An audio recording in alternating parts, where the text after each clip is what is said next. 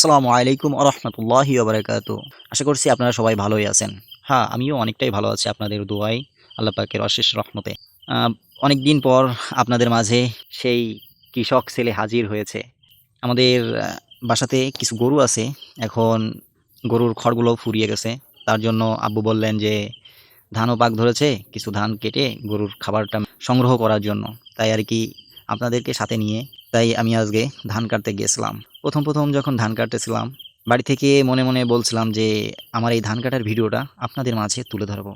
ওখানে যাওয়ার পর রোদের তাপ দেখে এবং গরম এদিক দিয়ে আমার খেয়ালই ছিল না। পরে যে সময় মনে পড়ছে, আমার সাথে আমার এক ফ্রেন্ড ছিল।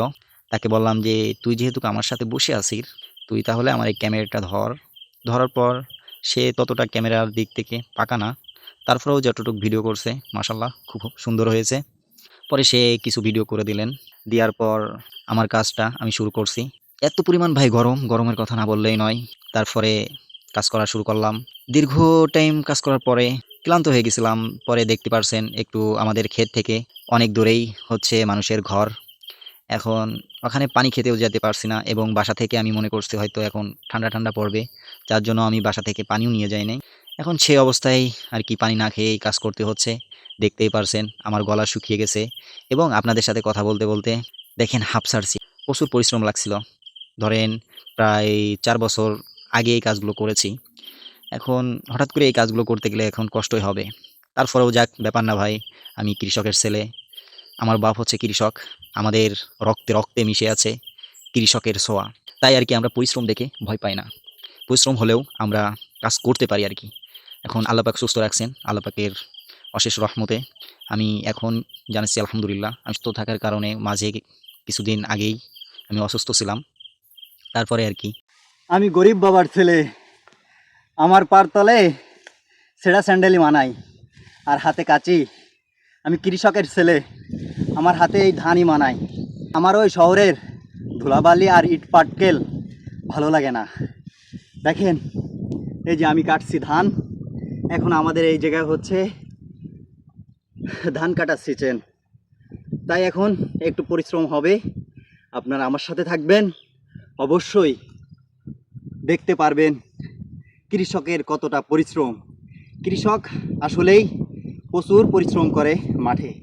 আপনারা যদি মাঠে একদিন ঘুরতে এসে দেখেন কৃষক কাজ করছে, তাহলে আপনি বুঝতে পারবেন না কৃষকের কতটা কষ্ট হয়। আপনারা যদি একদিন কৃষকের সাথে কাজ করে দেখেন, তাহলে আপনারা কৃষকরে মূল্য এবং ভালোবাসা দেবেন। এটাই। এই পুরো ধান এখানে অল্প কিছুই আছে আমাদের, ৩০০ শতকের মতন। তা কেবলাই শুরু করছি। এই মনে হয় আপনার কানি ৬ মতন কাটা পড়ছে। মানে আপনার আমাদের এখানে কানি বলে ৩ শতক ১ কানি, ১৮ শতক, সরি ভুল হয়েছে। তা বলতেছিলাম যে সারাদিন পরিশ্রম তো করছি, তারপরে মনে করলাম যে আমার অনেক ভাই ব্রাদার আছে, আমার অনেক ফ্রেন্ড আছে, তাদেরকে আমার এই পরিশ্রমটা একটু দেখাই যে একটা গরিব বাবার ছেলে ঘরে শুয়ে থাকে না এবং আড্ডা দেয় না। তারা পরিশ্রমও করে, আড্ডাও দেয়, কিন্তু সেটা লিমিট রেখে। যাই হোক আর কি, অনেক কথাই বলছি।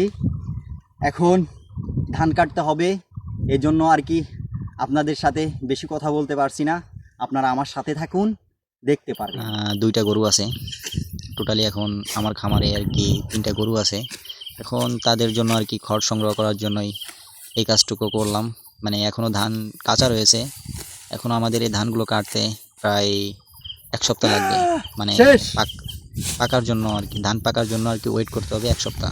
এই কিছুদিন হয়েছে সুস্থ হয়েছি। পরে বাসায় আরকি কাজ করতেছি।